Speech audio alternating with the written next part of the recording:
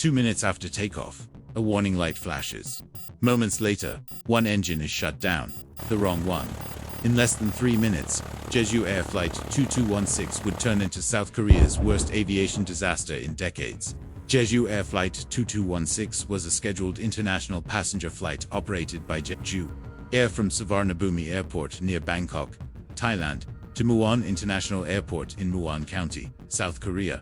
On the 29th of December 2024, the Boeing 737-800 operating the flight was approaching Muan when a bird strike occurred, with both of the engines ingesting birds, causing an apparent loss of thrust in the right engine. The pilots issued a Mayday alert, performed a overrun, the landing gear did not deploy, and the airplane belly landed well beyond the normal touchdown zone. It overran the runway at high speed, collided with the approach lighting system, and crashed into a berm encasing a concrete structure that supported an antenna array for the instrument landing system.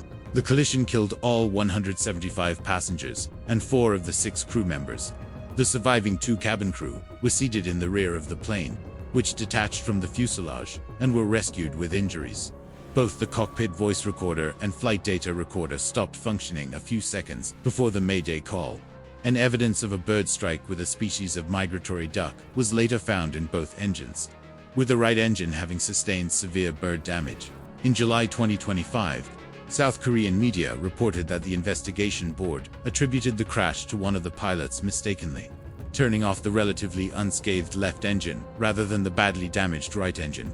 This is the deadliest aviation disaster involving a South Korean airliner since the 1997 crash of Korean Air Flight 801 in Guam, and also the deadliest in South Korea, surpassing the 2002 crash of Air China Flight 129 that killed 129 people.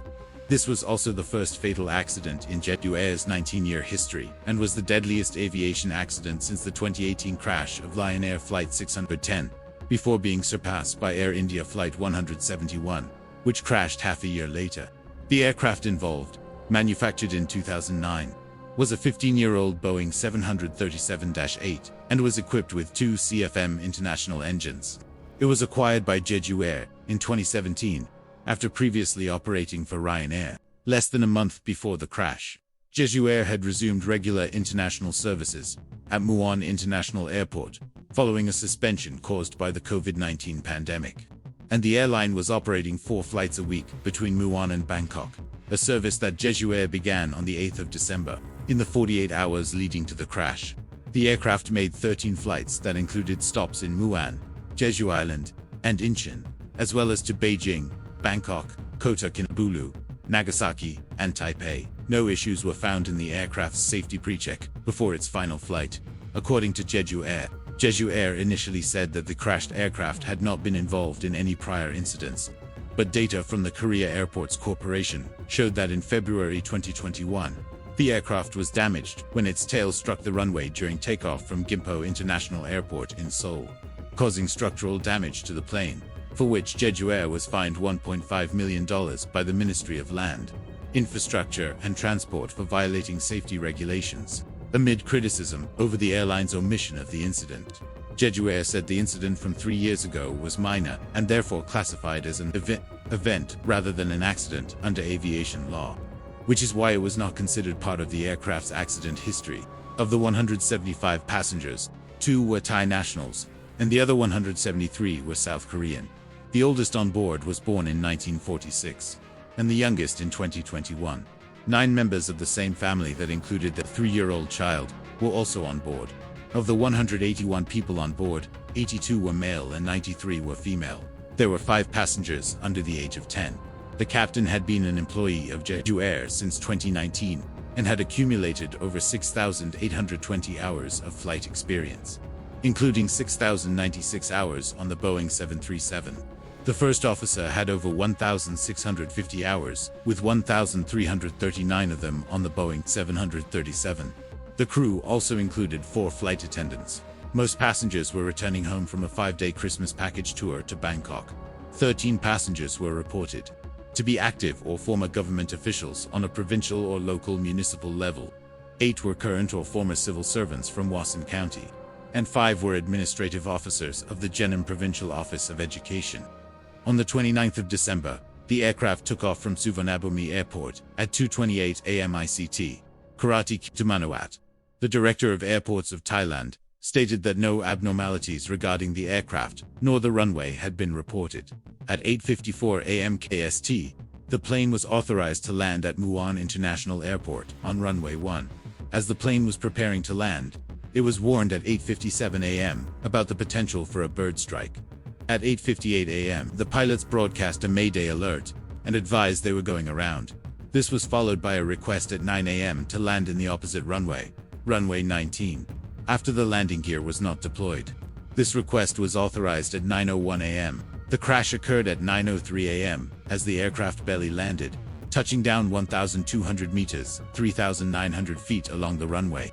It overshot, with video footage showing the aircraft sliding down the runway on the engine nacelles with a sustained nose-high attitude.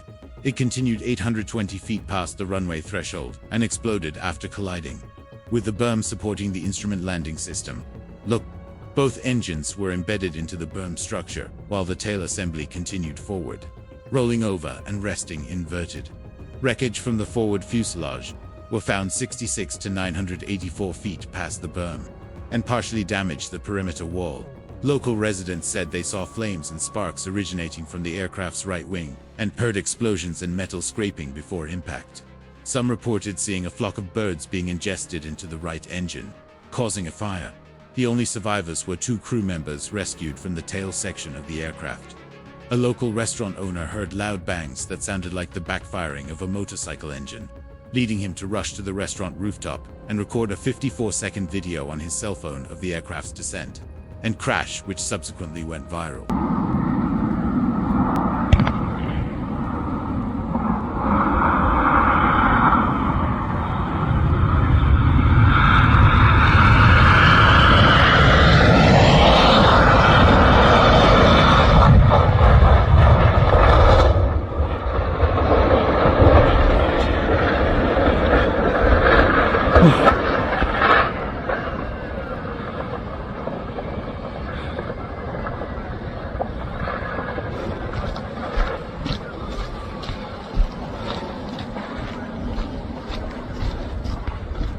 큰일이네.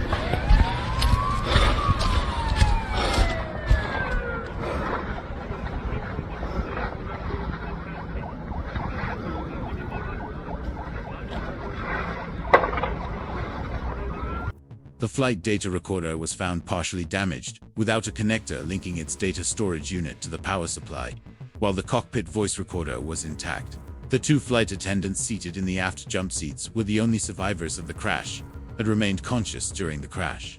Hydraulic equipment was used to rescue one of the survivors, who had been pinned down by a fallen cabinet. They both sustained moderate to serious wounds, one with fractures to his ribs, shoulder blade and upper spine, and the other with injuries to her ankle and head. Both received medical treatment at separate hospitals in Mokpo before being transferred to a hospital in Seoul. Both survivors appeared to be disoriented and were unable to remember what had happened immediately following the landing. By 1:36 p.m., the firefighters had switched to search operations to recover bodies. A temporary morgue was set up in an airport hangar to handle the bodies recovered from the wreckage, and a waiting room was created for family members of the occupants at the airport, with civil servants assigned to each family for support while they awaited news from the crash. Regular operations of Muan International Airport were suspended. At the time of the crash, ongoing construction work had shortened the runway's length from 9,200 to 8,200 feet. Officials from the Ministry of Land, Infrastructure and Transport dismissed the possibility of the relatively short runway length having contributed to the accident.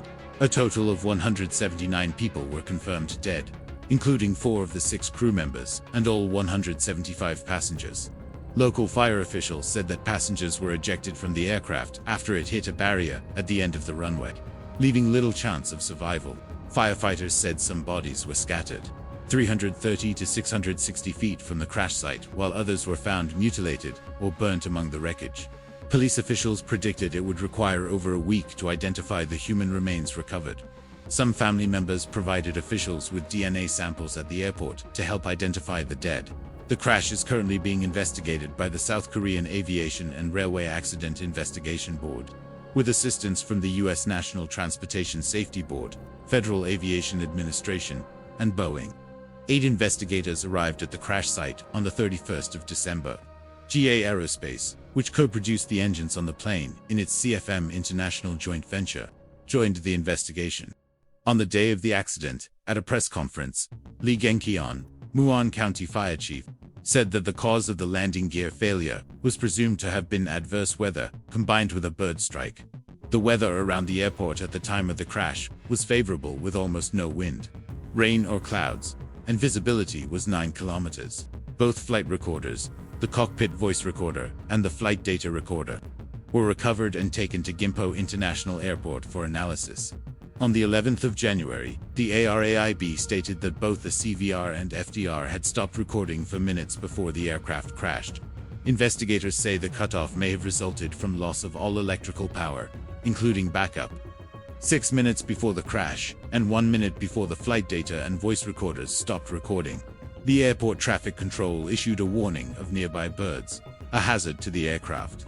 Shortly afterwards, the pilots acknowledged the presence of a flock of birds flying below the aircraft. Both flight recorders stopped operating at 8:58 a.m. At 8:58 a.m., the pilot declared a mayday. Authorities said that a bird strike may have caused a malfunction that affected the hydraulic system controlling the landing gear, and that there was insufficient time for the pilots to manually deploy the landing gear. On the 7th of January 2025, the ARAIB confirmed that Flight 2216 had experienced a bird strike after feathers were found on one of its engines. Official regulations require that a single runway operated for 9 hours or less requires a minimum of 4 personnel to drive away birds. But it was found that only 1 person was on duty on the day of the disaster.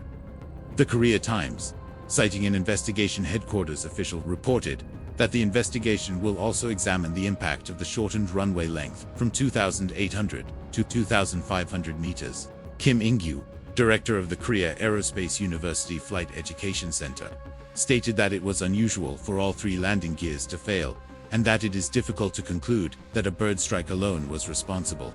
Other experts said that even if one engine failed, the second engine should have been able to supply power to lower the landing gear. Investigators found blood and bird feathers inside both engines at the crash site, which were identified as belonging to the Baikol teal, a species of migratory duck. 17 samples, including some of the bloodstains and feathers, were analyzed by the National Biological Resources Agency. Investigator Lee Sung-yeol, head of the Air and Rail Accident Investigation Commission, said that they had confirmed that a bird strike occurred. On the 6th of February 2025, the South Korean government ordered all airports in the country to be fitted with bird detection cameras and thermal imaging radars beginning in 2026. It also ordered the removal of rubbish dumps and other items that could attract birds around airports. Professor Choi Kyung of Inha University noted that a thrust reverser and the wing flaps seemingly did not work. After reviewing the footage of the crash, Professor Sean Prognitsky of Ohio State University commented that a thrust reverser, used to slow the plane on landing, appeared to be in use on only one engine, which is unusual. Keith Tonkin of Aviation Projects in Brisbane, Australia, said the wing flaps had not been extended during the landing, and the aircraft was traveling down the runway faster than the typical landing speed. Kim Kwang-il, a professor of aeronautical science at Silla University in Busan, South Korea, noted the short interval between the mayday call and the moment of the crash, saying that the pilot likely judged that attempting a landing was safer than trying to stay airborne without engine power. Other specialists expressed belief that the decision for a rushed belly landing was influenced by fumes entering the cabin and concerns about the engine fire, but that the failure to burn off fuel beforehand contributed to the severity of the crash. Kim Kwang-il also criticized the presence of the barrier which the aircraft crashed into, saying that the emergency landing was made in a skilled manner and that the aircraft could have skidded further and stopped naturally had it not been for the barrier, which he said violated international aviation safety standards against the presence of a solid obstruction. David Learmount, an aviation safety expert, pointed out on Sky News that the aircraft was still intact after it touched down and remained so until it struck the barrier. Then added, "That kind of structure should not be there. That is awful. That is unbelievably awful.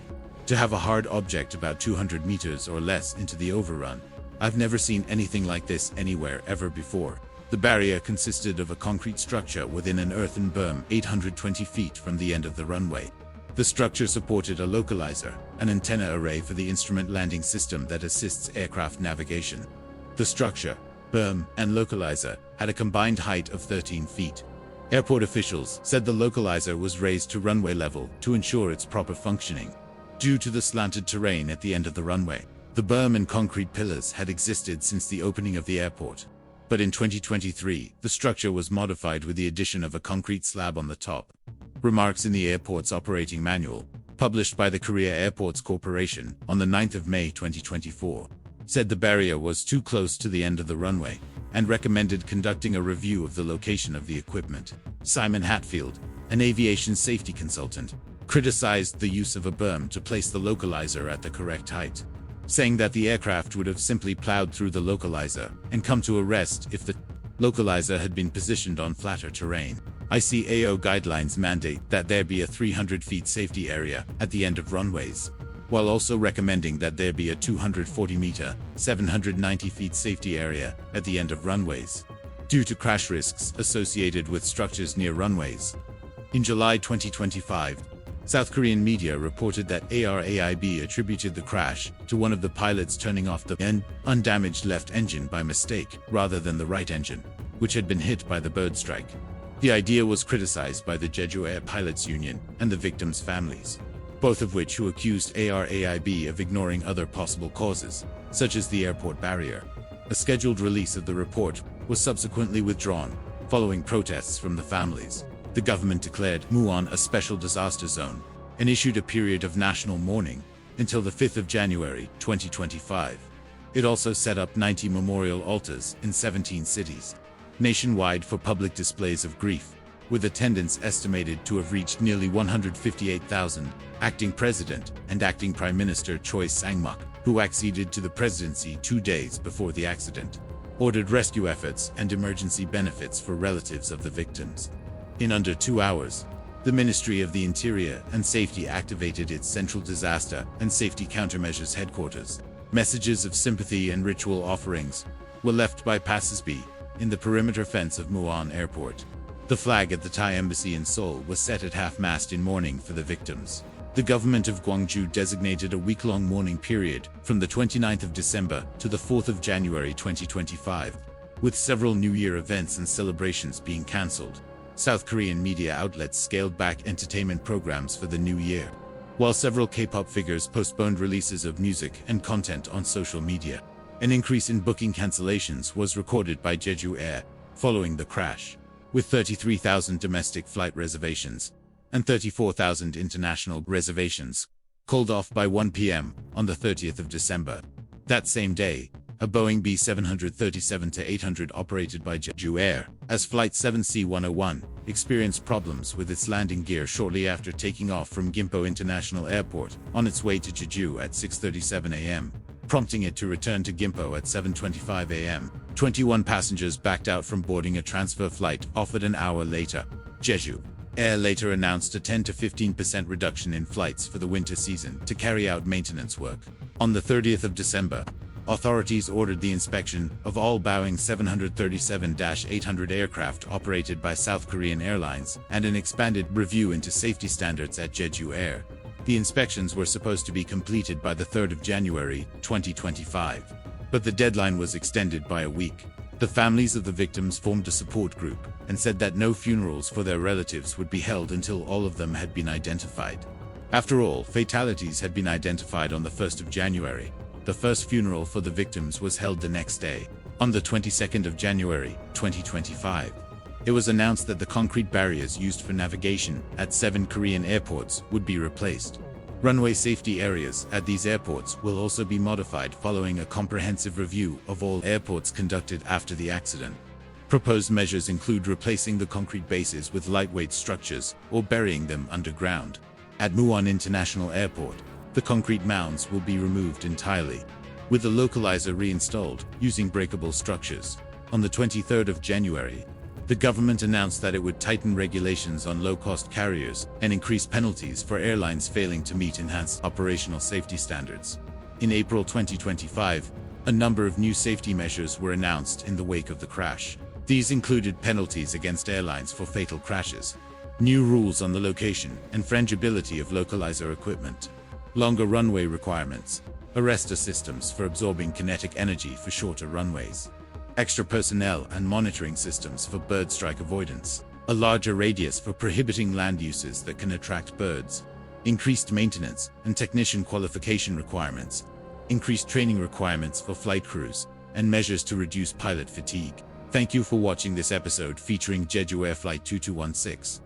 If you enjoyed the deep dive into the events, decisions, and lessons behind this flight, be sure to stay tuned. There's always more to learn from the skies. Don't forget to subscribe to the Black Box series for more aviation stories, safety insights, and detailed analyses of incidents from around the world. Safe travels, and we'll see you in the next episode.